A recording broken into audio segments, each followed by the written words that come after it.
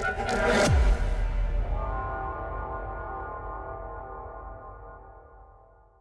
work.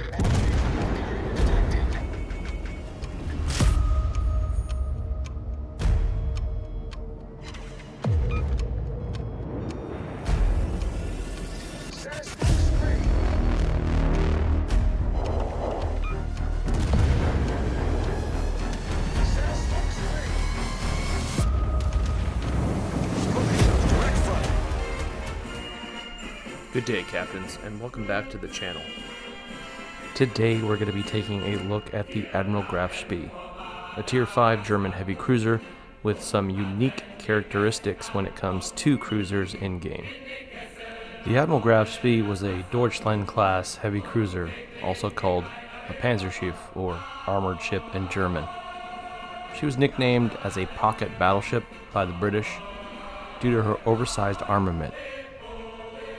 The vessel was named after the World War I Admiral Maximilian von Spee, who died in the line of duty at the Battle of the Falkland Islands.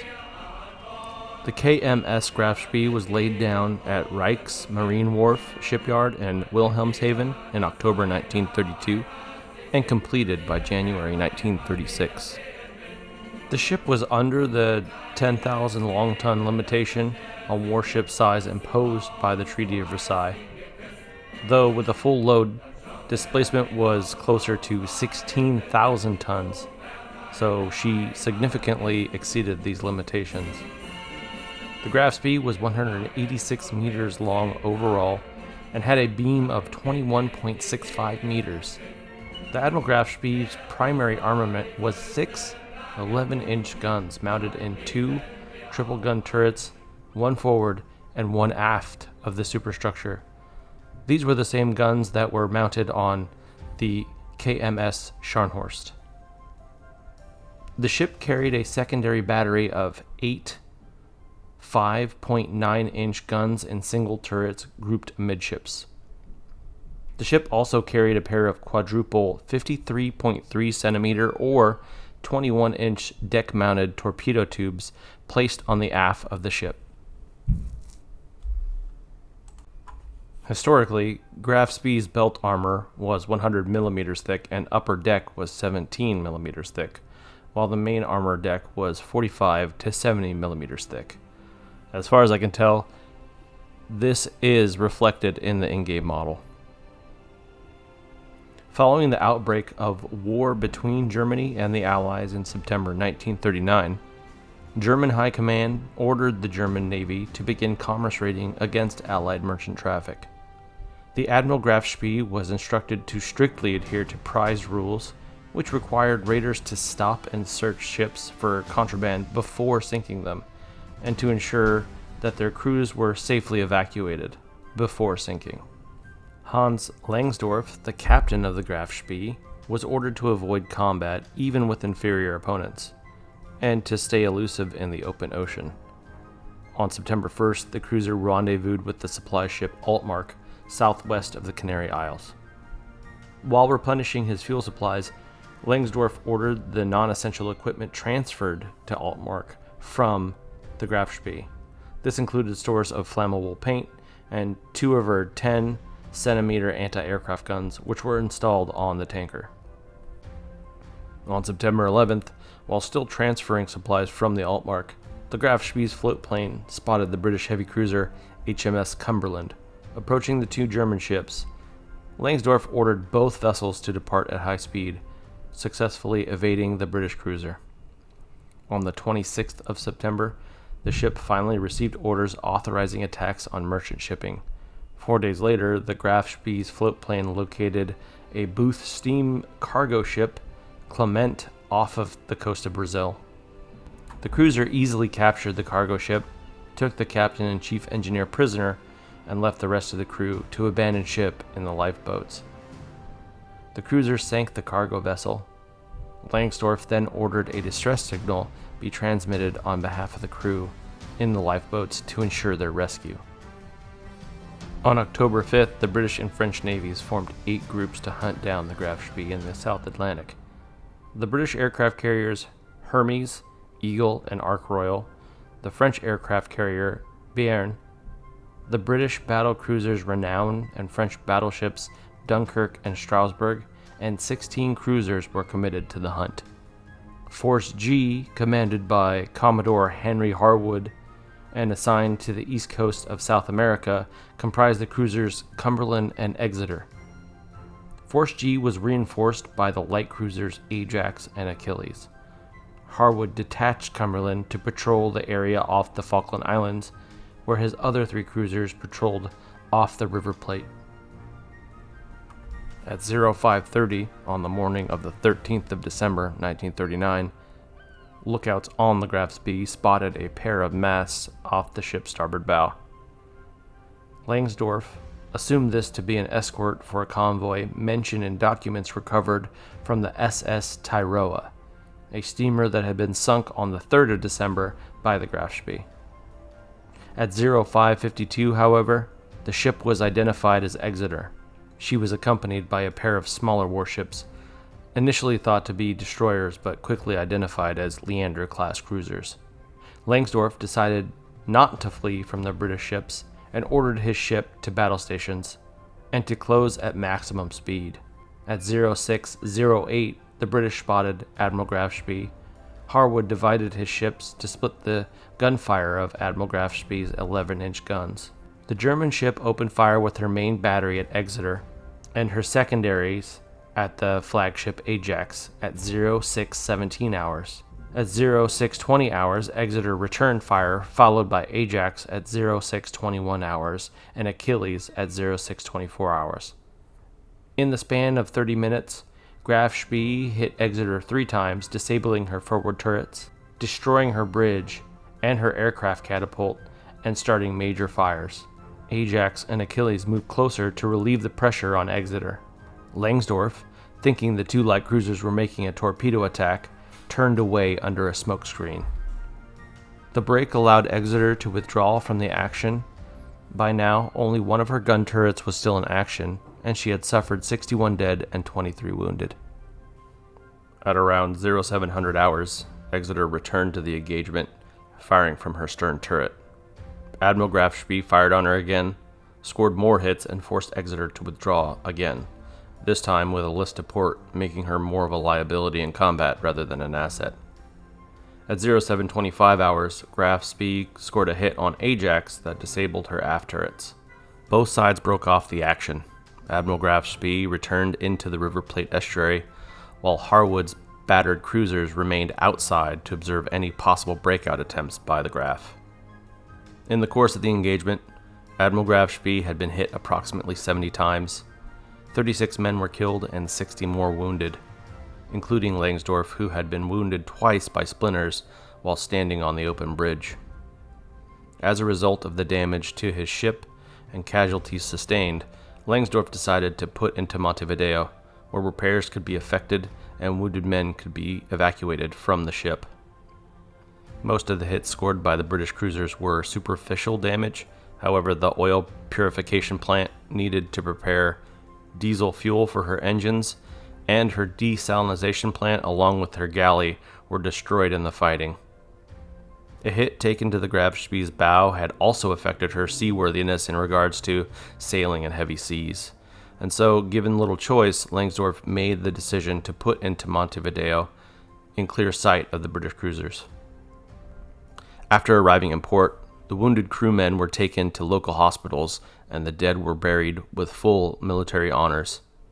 Also, all of the men that had been taken captive were still on the Graf Spee, consisting of 6 captains, 9 chief engineers, 25 officers, and 21 seamen, all still aboard the ship, were released.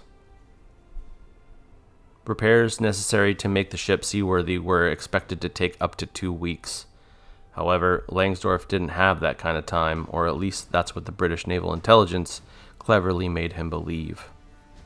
And so, under the impression that the aircraft carrier Ark Royal and battlecruiser Renown would be arriving in a short time, and no longer willing to risk the lives of his remaining crew members in what he no doubt thought was a hopeless battle, Langsdorff decided to scuttle the Graf Spee.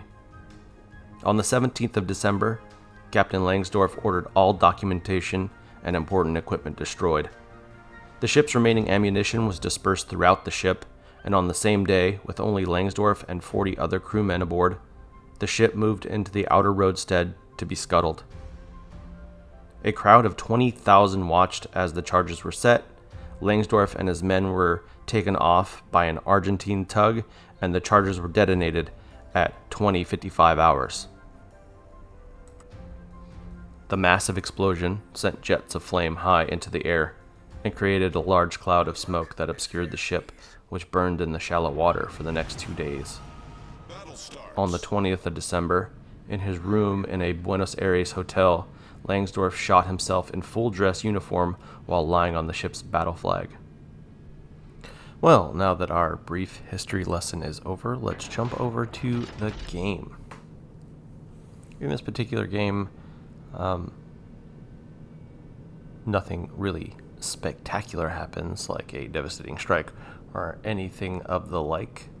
However, this is a game where I will showcase the penetrating ability of these guns against battleships, and how if you are a battleship and you are fighting against a Graf Spee or a couple Graf Spees or even several, I do not recommend you go side on or full broadside to this ship. With this particular build, it is a AP penetration and AP damage build, so any kind of battleship showing me full side is fair game, and I can take quite a decent chunk of health pool away from them if they are foolish enough to do so. Keep in mind this is tier 5 and tier 6, so the armor on battleships isn't spectacular like it is at tier 7, 8, and so on. So if you think you can sail full broadside to something like the Graf Spee, who has guns that are essentially battleship guns at tier 6, you are going to learn a very painful and very quick lesson that that is not true. Now you can see I'm taking a lot of fire here, so my best bet, even at a detriment to myself, is to turn away.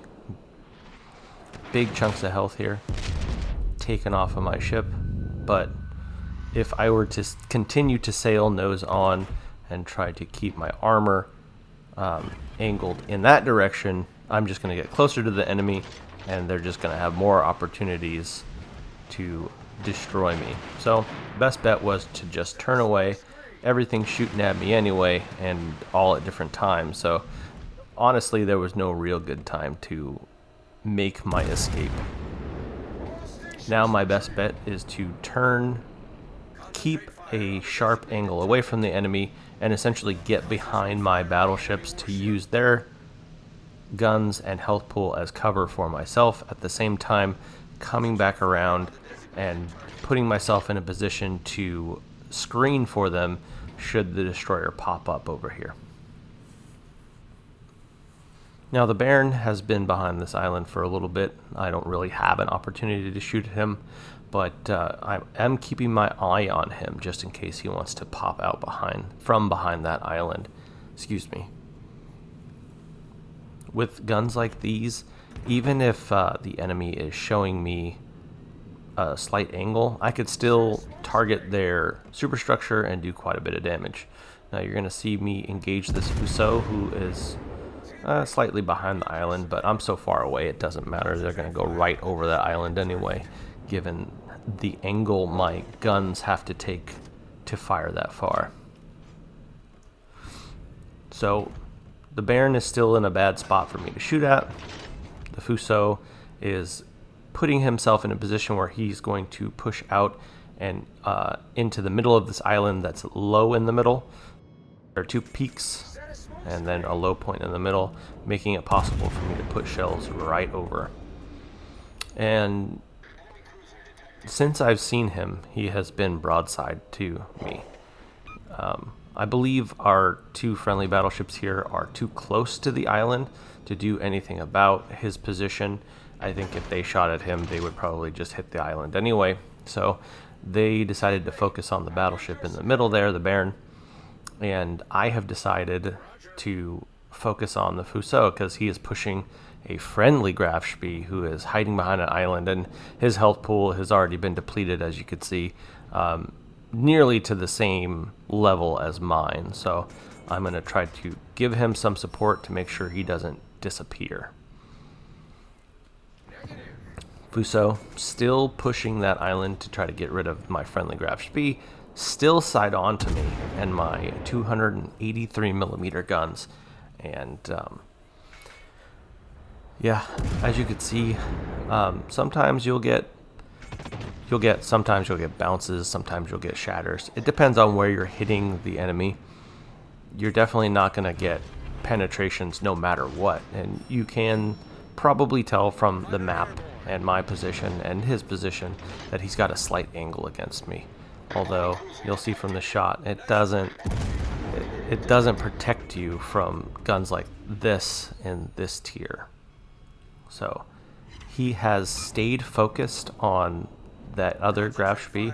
I'm not exactly sure why he didn't turn his guns to shoot at me. I have been spotted, I believe, this whole time, and he's had a clear shot at me. I think he was just trying to get rid of that other Graf Spee.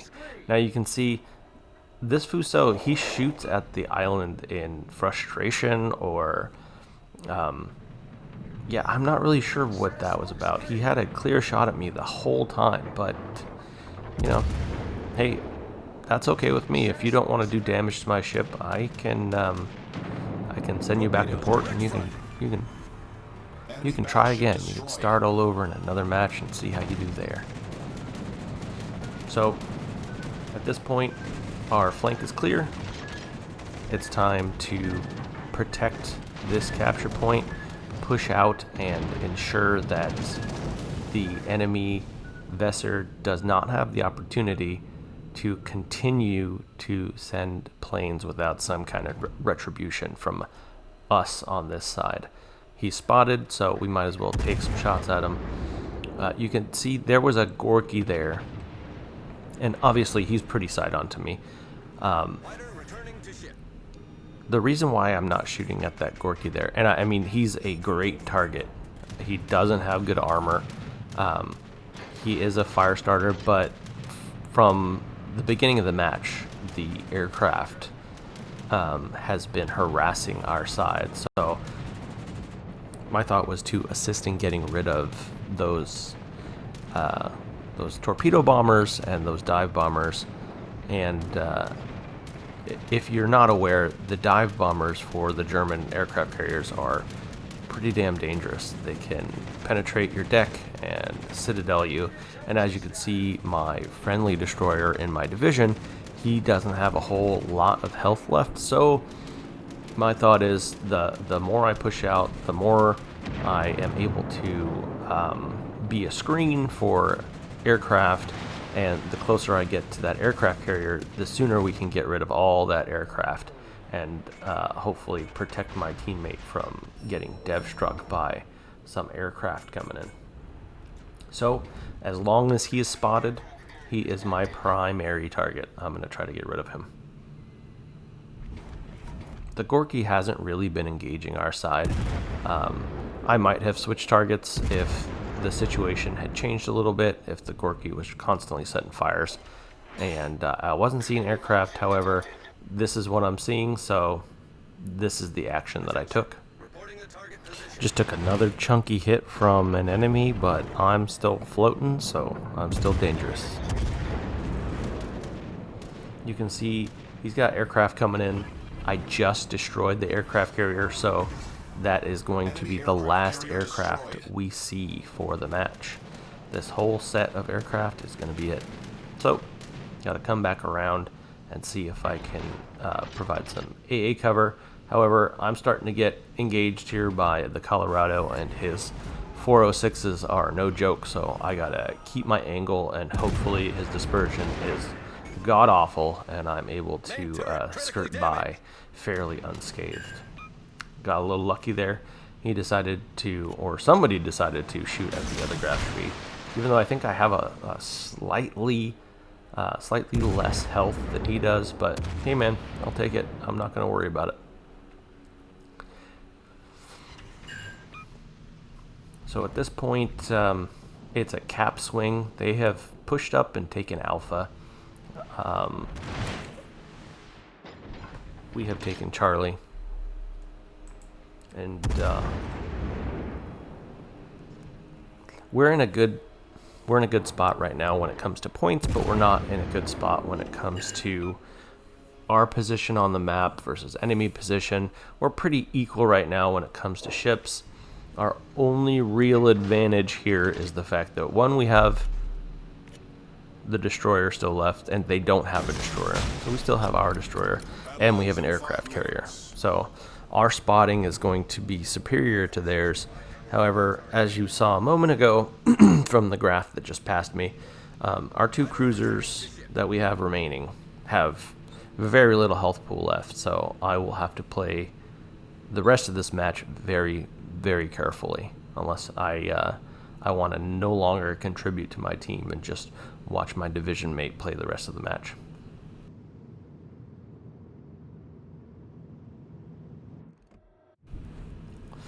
My teammate Bomber, he gets rid of that Gorky, so that's less fires, less rapid firing guns. They do still have two cruisers left, so I gotta be very wary and watch myself. As you can see, the Caracciolo just took out my buddy. He caught him broadside, and so I'm going to do my best here to seek revenge and ensure that Caracciolo no longer has the opportunity to flank my fellow teammates. And with the help of the Fushun, it happens quickly.